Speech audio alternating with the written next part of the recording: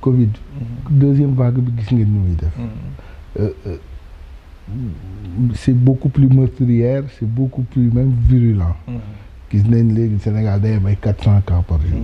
Mais est-ce que askan wi xam nañ dëgg-dëgg wala xamal nañ leen dëgg-dëgg ce qui se dessine, parce que au-delà de feebar bi y a l'aspect économique qui est là. Il y a beaucoup d'aspects qui sont là yoo xam ne war nañ leen jël en compte. Est-ce que askan wi xamal nañ leen pour ñu bañ a rek dugaat, parce que président wax na ko waxati ko deuxième vague économique bu tëj ñun antanuñ ko. dëgg la waaye dañuy commencer peut-être def historique tuuti ci mbas mi dañuy comprendre d'abord que ne musiba la wala balaa la wala en tout cas pandémie la boo xam ne bii adduna bi yëpp la dal. adduna bi yëpp la laal. Maintenant pays boo xam ne bii pays en développement la bu amul doole bu mel ni Sénégal boo gisee taxawaay bi nga xam ne taxaw na ko ci lu ñu dañ ciy féliciter le président Macky Sall et son gouvernement, parce que li mu njëkk def mooy importer ceeb bu bari avant frontières yi tëj, parce que xam nga pandémie bu amee ñëpp dañuy tiit, kenn du xam léegi enfin yenn gouvernement yi dañu tëj seeni frontières ba xam fan la yëf yi jëm. Donc président Macky Sall commandé ceeb bu bari ak diw ak ay saabu et cetera pour que ñu sécuriser pour un laps de temps déjà néew ji doole ji mën ci am ci lu ñu jàpp en attendant ñuy organiser wu. Donc yàlla may ñu aussi ñu nawet bu baax boo xam ne bi aussi jàppale na béykat yi ba nga xam ne ñu am une production record céréalière comme arachidière. Donc loolu ci dañ koy santé yàlla. Mais en tant que pays pauvre très endetté, li Covid bi révélé mooy que d'abord la structure sanitaire et la carte sanitaire du Sénégal, dans sa structure, elle est résiliente. C'est-à-dire que am nañu ay docteurs yu xarañ yoo xam ne yi lépp lu ñëw en tout cas ci wàllu mbas souvent xëy na dañ koy fàtte. mais war nañ améliorer structure dañ koy waaw amélioration boobu ci la moo tax ñu xam déjà ku mel ni professeur Seydi. Xam nga il y a 2 ans kenn xamul woon professeur Seydi. Boo nekkul ci secteur bi doo xam kan mooy professeur Seydi. Tey xam nañu ay professeur Seydi, ay docteur Xemes, ay docteur Bousso et cetera. Ñooñu ñëpp tey wone nañu seen xarañte ci liggéey bi nga xam ne bi moom la leen président dénk.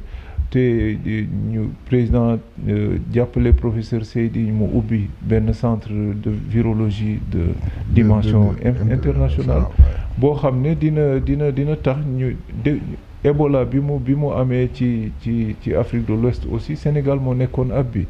Donc plateaux médicaux yi certes dañ ko war a dina relever te loolu ñu ngi tabax ay hôpitaux yu bees, mais li ñu gën a la révélation, l'épiphanie si vous voulez, mooy que ne Sénégal am na ay docteurs yu xarañ, am na un système sanitaire résilient. Et kooku dañ koy gërëmee politique yi nga xam ne la politique de santé bi nga xam ne bi moo ñu ngi koy dérouler, di ci féliciter le président de la République. Mais effectivement mbas mi deuxième vague bi ñun ñëpp ñoo ci war a taxaw ku nekk, parce que li mu njëkk laaj mooy cet li mu mooy nit ñi bañ a laalante, bañ a voilà saafonte yenn saafonte yi, bañ a joxante loxo, takk seeni masque, bu ñuy génn seen kër raxasu, bu ñu ñibbisee raxasu et cetera. Loolu je pense que daf ñuy delloo ci loo xam ne li même suñu diine loolu la ñu sant.